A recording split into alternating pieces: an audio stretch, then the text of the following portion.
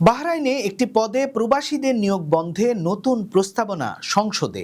সৌদিতে ওমরা কোম্পানির জন্য কঠোর বার্তা, জরিমানার বিধান। আমিরাতে সড়কে রাডার ব্যবস্থা চালু, ধরা পড়বে নানান অপরাধ। ওমানে মানব পাচার নিয়ে সতর্ক বার্তা, চাকরির সত্যতা যাচাইয়ের পরামর্শ। এবং কুয়েতে সিসিটিভির ফুটেজ নিয়ে নতুন আইন কার্যকর। এসব খবর নিয়ে আজকের মধ্যপ্রাচ্যের নিউজ আপডেট, সাথে আছি আমি মাহবুব শারক। শুনছিলেন শিরোনাম, এবার বিস্তারিত। বাহরাইনে ভেহিক্যাল ইন্সপেক্টর পদে প্রবাসীদের নিয়োগ বন্ধ করে শুধুমাত্র এসব পদে বাহরাইনিদের জন্য সংরক্ষণের প্রস্তাব দিয়েছেন পার্লামেন্টের সংসদ সদস্য বাদের আল তামিমি। তার প্রস্তাবে বলা হয়েছে, বেসরকারি যানবাহন পরীক্ষা কেন্দ্র এবং সংশ্লিষ্ট সরকারি সংস্থাগুলোতে ধাপে ধাপে বিদেশি কর্মীদের পরিবর্তে প্রশিক্ষিত বাহরাইনি নাগরিকদের নিয়োগ দিতে হবে। যানবাহন পরিদর্শকের দায়িত্ব সরাসরি সড়ক নিরাপত্তার সাথে জড়িত। অতীতে এই পদটি ট্রাফিক অধিদপ্তরে বাহরাইনিদের জন্যই সংরক্ষিত ছিল। এটি একটি গুরুত্বপূর্ণ সরকারি চাকরি হিসেবে বিবেচিত হতো। তবে বেসরকারি পরীক্ষা কেন্দ্র চালু হবার পর ধীরে ধীরে এসব পদে বিদেশি কর্মীর সংখ্যা বেড়ে যাওয়ায় স্থানীয়দের কর্মসংস্থানের সুযোগ কমে গেছে। প্রস্তাবে বাহরাইনি নাগরিকদের প্রয়োজনীয় দক্ষতা গড়ে তুলতে অনুমোদিত প্রশিক্ষণ কর্মসূচি চালুরও আহ্বান জানানো হয়েছে। এখন প্রস্তাবটি সংশ্লিষ্ট আইন প্রণয়ন প্রক্রিয়ায় বিবেচনার জন্য পাঠানো হবে। প্রস্তাবটি পাশ হলে দেশটিতে থাকা বাংলাদেশি সহ অন্যান্য দেশের প্রবাসীরা যারা এই পদে চাকরি করছেন তাদের চাকরি হারানোর আশঙ্কা করা হচ্ছে। সৌদি আরব সরকার হজ ও ওমরা সেবাদানকারী কোম্পানিগুলোর জন্য নতুন কঠোর নির্দেশনা জারি করেছে। কোনো ওমরা বা ভিজিট ভিসাধারী হাজি নির্ধারিত সময়ের চেয়ে বেশি সৌদি আরবে অবস্থান করলেও যদি কোনো সংশ্লিষ্ট কোম্পানি তা কর্তৃপক্ষকে জানাতে ব্যর্থ হয়, তাহলে সর্বোচ্চ 1,00,000 সৌদি রিয়াল জরিমানা গুনতে হবে। স্বরাষ্ট্র মন্ত্রণালয় জানিয়েছে, ওমরা মৌসুমে ভিসার মেয়াদ শেষ হবার পরও অবস্থানকারীদের বিষয়ে দ্রুত রিপোর্ট করা কোম্পানির দায়িত্ব। নিয়ম লঙ্ঘনের ঘটনায় আর্থিক জরিমানার পাশাপাশি প্রয়োজনীয় আইনি ব্যবস্থাও নেওয়া হতে পারে। সৌদি কর্তৃপক্ষ বলছে, হজ ও ওমরা ব্যবস্থাপনায় শৃঙ্খলা বজায় রাখা, দেশটিতে অবৈধভাবে থাকা বন্ধ করা এবং ওমরা হাজিদের নিরাপত্তা নিশ্চিত করতেই এই কঠোর ব্যবস্থা নেওয়া হয়েছে।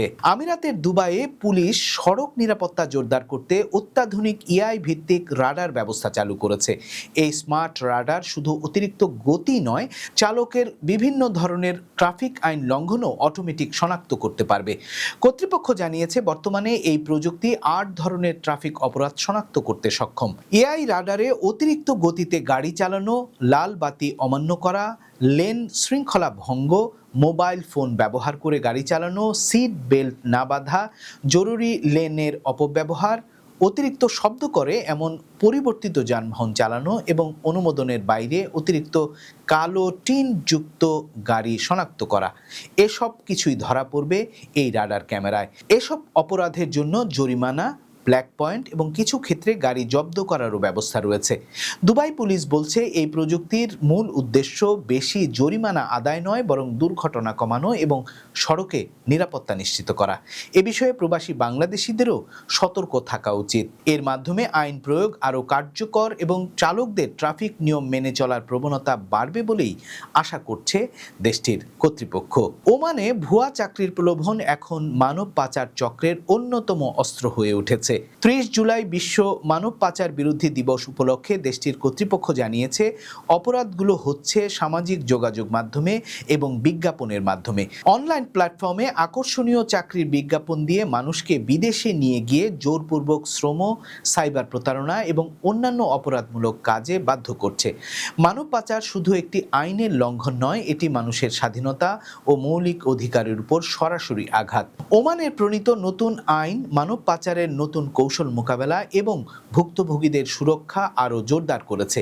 এদিকে রয়্যাল ওমান পুলিশের ক্রিমিনাল ইনভেস্টিগেশন বিভাগের মহাপরিচালক ব্রিগেডিয়ার জামাল হাবিব আল কুরাইশি জানিয়েছেন, ওমানে মানব পাচারের ঘটনা তুলনামূলক কম হলেও প্রতিটি অভিযোগ অত্যন্ত গুরুত্বের সাথে তদন্ত করা হয়। তিনি সাধারণ মানুষ এবং বাসিন্দাদের চাকরির প্রস্তাব গ্রহণের আগে নিয়োগকর্তা এবং রিক্রুটিং প্রতিষ্ঠানের সত্যতা যাচাই করার এবং সন্দেহজনক কোনো প্রস্তাব পেলে দেশটির কর্তৃপক্ষকে জানানোর আহ্বান জানিয়েছেন। কুয়েতে নিরাপত্তা নজরদারি আরও জোরদার করতে সিসিটিভি সংক্রান্ত আইনের গুরুত্বপূর্ণ পরিবর্তন আনা হয়েছে। নতুন আইন অনুযায়ী আইনের আওতায় ভুক্ত সব প্রতিষ্ঠানকে এখন কমপক্ষে 120 দিন সিসিটিভির ভিডিও ফুটেজ রেখে দিতে হবে। এই সময়ের মধ্যে কোনো অবস্থাতেই ফুটেজের পরিবর্তন, মুছে ফেলা, সম্পাদনা করা যাবে না। কর্তৃপক্ষ জানিয়েছে আগের সংরক্ষণ মেয়াদ অনেক ক্ষেত্রে তদন্তের জন্য যথেষ্ট ছিল না। বিশেষ করে কোনো ভুক্তভোগী দেরিতে অভিযোগ করলে প্রয়োজনীয় ভিডিও প্রমাণ পাওয়া কঠিন হয়ে যেত। তাই তদন্ত ও আদালতের প্রয়োজনে সহজে প্রমাণ সংগ্রহ নিশ্চিত করতেই এই সংরক্ষণ সময় 120 দিনে বাড়ানো হয়েছে। নতুন আইনে আরও বলা হয়েছে, তদন্তকারী সংস্থা বা আদালতের নির্দেশ পেলে যে কোনো প্রতিষ্ঠানকে প্রয়োজনীয় সিসিটিভি ফুটেজ সরবরাহ করতে হবে। এই ছিল আজকের মধ্যপ্রাচ্যের নিউজ আপডেট। আল্লাহ হাফেজ।